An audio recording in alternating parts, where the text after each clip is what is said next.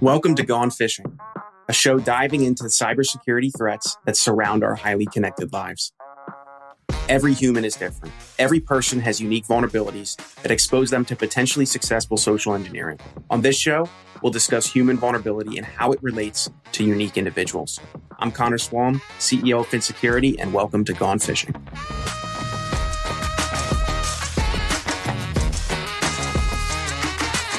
Hey everyone, welcome back. It is Connor, CEO at Fin, and you are listening to Gone Phishing.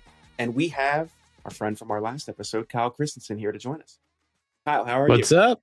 Good, brother. How are you? You're just good? Okay. I'm fantastic. You're fantastic.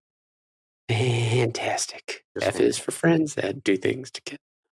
You're the first to make a SpongeBob reference. So you get that trophy. I'll send you a trophy that I get from Amazon. Whatever. Can I hit my applause button? If I had one, I'd hit it for you. Yeah. So today we have a looming question to discuss. Will AI, it's artificial intelligence, make us dumber? And I feel like it's the responsible thing here to make some caveats, or at least for me. I am not an expert, nor would I ever declare myself an expert in artificial intelligence. I'm glad you clarified that for me. For you, okay, so it applies. Like the closest I've gotten to using artificial intelligence is like when I'm ordering from Taco Bell's mobile app and they suggest something smartly for me. I don't even know if AI is involved in that, but they always hit the nail on the head for what I'm looking for. Do you want the cheesy gordita crunchy? Yes, I do. Who doesn't is a better question. Probably an easier question. Has the horse already been beat to death? Which is everybody is talking about ChatGPT. What are your thoughts on it? I go back and forth. So one thing my dad, he was a machinist, blue collar, hardworking mother, is he always used to tell me, you have to have the right tool for the job. Now, he was saying in context of make sure you don't weld your finger to, whatever you're working on and then have to go to the ER. But it's something that's always stuck with me, right? He was definitely a guy where we didn't have a lot of money growing up, but it was, buy once, cry once. Don't buy some cheap thing that's going to only help you do 80% of the job and try to brute force the rest. Right? If you need the right tool, or if you need to do the job, buy the right tool. And with these AI things, I think there's a lot of really applicable places we can put this AI to make our companies, make our jobs, make our work not necessarily easier, but make us more efficient. Right? Like when I see what Bing is doing, where it's helping you figure out your search algorithms, that makes sense to me because how many times do we just search for a basic answer to a question and we have to go click through 4 websites to go find it? Right? To me, that makes sense. But when you see also a lot of the concerns is, is it going to replace jobs? Well, every invention be afraid of that. Has replaced jobs. That's like the definition of invention, right? Exactly, right? If you look at the printing press, if you look at, there's a bunch of monks that are terrified that, their manuscripts aren't going to be purchased that are handwritten. Right. Well, now there's always a fear, right? I mean, what do you think? So I think, will AI make us dumber? I don't know if that's the right way to phrase the question, but I've seen 2 camps. One is artificial intelligence is definitely going to replace jobs. Maybe everyone doesn't know how.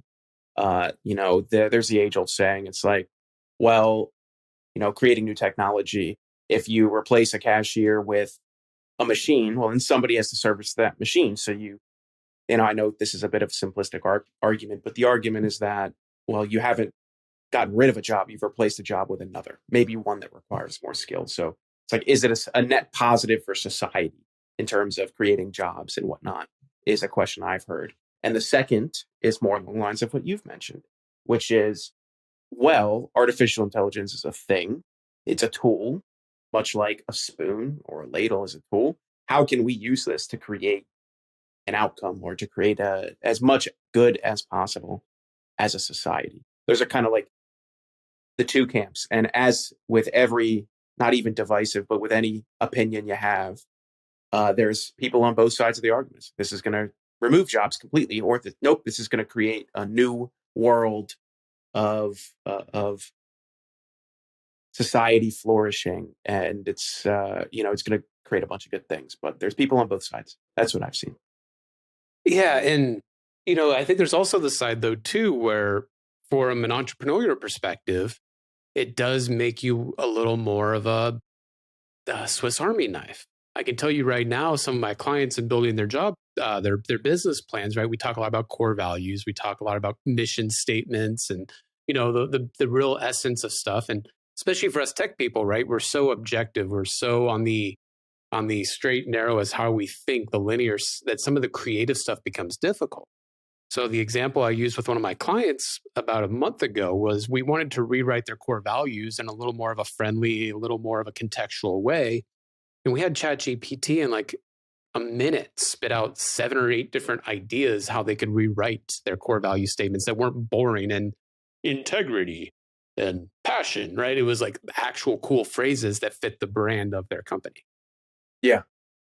Where Like before they might have had to pay somebody to do that, or they would have had to sit there beating themselves over the head going, hey, be creative.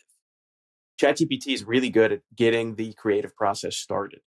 But Yes. when it comes to creating a final product, much like when it first came out, like me and my co-founder sat down, we're like, hey, we give all of our software developers a technical interview. Well, I don't, but they do. Well, let's ask ChatGPT that question and see what they do, see what it does. And it actually created a almost usable, almost legible piece of code that with a very small amount of tweaking, but very important tweaks, would have been capable of working. So it's like, while this didn't create the finished product, this kind of assembled all the ingredients in the right way, in the right order to almost get to a cake. You're trying to bake a cake. And that's actually a really great example, right? Because so I'm a team of 1.5, maybe 2, if you count my assistant. And one of the things we built inside of our notation software was some AI and some automation to where, if I can, right, I'm a talker. So I like to talk. So if I can talk into my phone, right, just say, hey, Kyle, or capture this 2-3 paragraphs on something I want to talk about. We actually were able to create some automation to give me a LinkedIn post, a Twitter post, a Facebook post, and a blog outline to get me started on the creative process of putting my thoughts down on paper. Where that normally would have taken me having to sit down and think of those things, right? Manually do it. Hope my assistant gets even closer without being a subject expert on business strategy, or hired a whole marketing team to be that expert for me, right? So it allowed me of a team of one to be more efficient.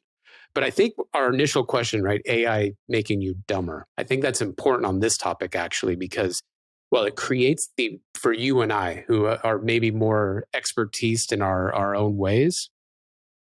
What about those that start to use it when they're not expertised, or they don't have a level of subject experts that they can leverage, or even like the younger generations?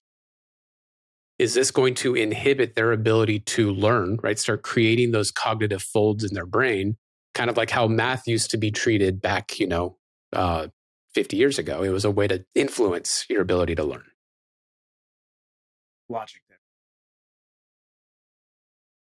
Yeah, that's why math is such an important topic in schools, is it helps you learn, right? It helps you learn how to learn. It's a logic, it's order of operations.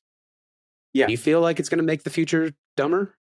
I don't think so. I think you've touched on what's going to occur. Is it gives people with a narrow skill set, right? We live in a society where people who specialize get rewarded, right? Because you have more exposure to helping more people with that very specific set of skills, kind of, Liam Neeson style on the cell phones. I got a very specific set of skills that I've garnered over the last 30 years. That's basically what we're doing as a society, is we are specializing and then helping as many people as we possibly can with that. Whereas, what is access to, like, if you rated somebody with a specialized skill from 1 to 10, what would a really, really focused specialist be able to do if they had access to 6 skills, maybe at a level 4 or level 3? I think that's kind of what ChatGPT has maybe opened us up to the possibility of, is people aren't necessarily getting dumber, right? They're still really, really smart in the one specific area. They have like that specific intelligence that comes with doing that thing over and over again. But now they have access to other things where they have no intelligence in, because they haven't spent any time developing those skills and garnering resources, whatever you call that, the something brain manifold. What did you use? Cognitive folds. Cognitive folds, right? They haven't spent any time developing cognitive folds in any area but that one specialty. And now they can rely on a huge aggregate resource of data, which is ChatGPT, and a filter. I guess ChatGPT is the filter to kind of get access to the right answers to the right questions. I don't know. That's how I view it. It's not making us dumber. It's making us average in ways we wouldn't ever have been average. Well, it's an interesting thought too, right? Because if you think of like Eastern methods, right? 10,000 hours, the whole art of the samurai, the art of becoming an expert at something. I don't know if you've ever heard the 10,000 hours idea. There's a song by Macklemore called 10,000 Yeah, exactly. Right. There is a whole logic too, right? That's why you have expert swords makers and sushi, Jiro Dreams of Sushi, right? That fantastic documentary. I think there's a level, though. What happens when you have a generation to where they are becoming expertise in their own area, but they have 10,000 hours of working with AI? I think you're not quite, if there's a spectrum from inch wide, mile deep to jack of all trades, I think we're somewhere in the middle then. Mm-hmm. Where they can be. It's an interesting thought. Yeah, I think they can be more knowledgeable at a wider, diverse set of skills, but they're not completely a jack of all trades. So I actually wanted to tell a story that I was at an event recently called Artificial Intelligence in Delaware, AI and DE. And there was a professor from University of Delaware, Professor Kathy McCoy, and she had a great statement on ChatGPT and education. And I thought it kind of brings home what we were talking about today is, should we be afraid of this? Is this going to get rid of jobs? Is it going to make us dumber? Oh, what is it going to do? And her statement was this, is a lot of educators today, specifically with ChatGPT, being able to write almost full reports on somewhat complex subjects. Should we ban it? And I'm air quoting for those of you listening. Should we ban it completely? There's no way to ban that completely. From students being able to use it. And I thought her statement was really insightful. And it was essentially absolutely not. What we've created, and in her line of work is artificial intelligence, what we've created as a society, or as what she was talking about, like higher education and artificial intelligence researchers, is a tool that we have now allowed people who are non-technical the ability to access, which are, in a lot of cases, students. And if we don't do everything to allow these people and to allow the rest of the world to leverage this tool properly, we are repeating the same mistake that humans have made all throughout history, which is absolutely not, like, get rid of this. This is horrible for society. And I thought her perspective was really great, is we should absolutely we should figure out how to live in a world where students can use this profitably. That was her statement. Do you have any thoughts on that? I do, man. I mean, I don't know if we have time to get into it, but it's kind of like Italy recently banning OpenAI. I don't know if you saw that. I did. How do you put that genie back in the bottle? Let's wrap on that. Wrap up on that. If you could make one statement, you said you had a myriad of thoughts. It would take us over a very long time, probably, chat about it. But what's one? Yeah. What's the premier one you'd like to mention? I think it goes back to what we talked about last, right? Don't be afraid to try to use it, right? Don't just, to me, the dare to suck mentality is, if you can find a way in your business to use AI to make your employees stronger, faster, more productive, right? It's two birds with one stone. I'll rephrase it like this. If you are not using tools like that, then you are only putting yourself at a disadvantage. Ooh. Somebody else is going to do it. Figure it out how to work with it well. But Kyle, it was great having you on today. I know you and I talk about this forever. So I am thankful that we were able to keep it between this short. So thank you. Thank you for being here, Kyle. It's all good. I appreciate it, man. Awesome. As always, I am Connor, CEO at Finn. You've been listening to Gone Phishing, and we'll probably have Kyle back at some point to talk about everything in between daring to suck and artificial intelligence. So between the two, there's not many things we wouldn't be able to cover. So always be on the lookout. Thanks so much for tuning in to Gone Phishing. If you want to find out more about high-quality security awareness training campaigns, how to launch them in ways that actually engage employees to change their habits, then check us out, Finn Security.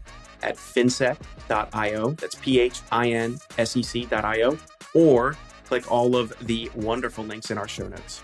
Thanks for fishing with me today, and we'll see you next time.